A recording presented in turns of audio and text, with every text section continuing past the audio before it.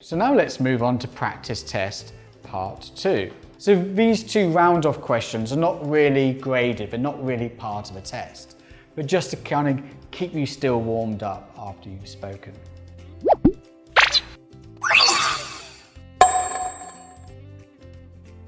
And afterwards, the examiner will move on to IELTS Speaking Part 3.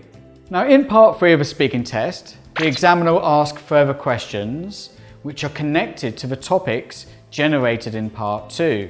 This part of a test is designed to give you an opportunity to talk about more abstract issues and ideas. It's a two-way discussion with you and the examiner, and will last 4 to 5 minutes. So let's look at some of the questions. Again, I'll give you some ideas of what you could do afterwards.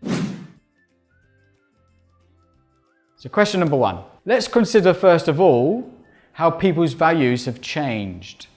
So, what kind of things give status to people in your country? Have things changed since your parents' time?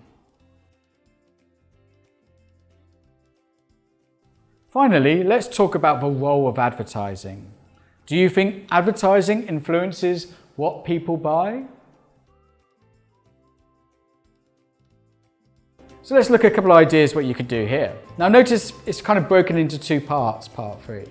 First I said let's consider, first of all, how people's values have changed. So what kind of things give status to people in your country? This is where you want to express your opinion. And try to use a phrase that really kind of grabs the examiner's attention. Don't use something like I think or in my opinion, that's too weak. Instead, oh, I strongly believe one of the things that gives people status is this. Or, well, I slightly believe one of the things. Showcase how much you believe something or how weak you believe something. Second thing, think of status and use some examples and evidence for your answer. So when you give an answer, justify your answer as well. Always give reasons for your answer. That's important for part 3. Give reasons for your opinion. Have things changed since your parents' time? This is a really good way to impress the examiner with your tenses. So for example, your parents' time was in the past. So here you can use an example in the past.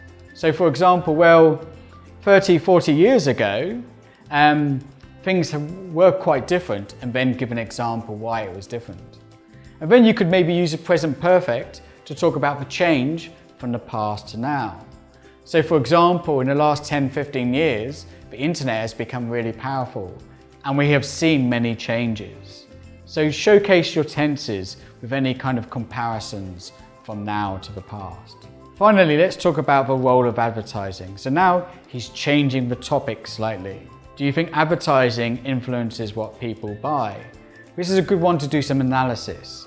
Again, use a strong phrase like, I've not really thought about this before. One of the things I completely believe is this. And use some evidence for your answers. So for example, the internet.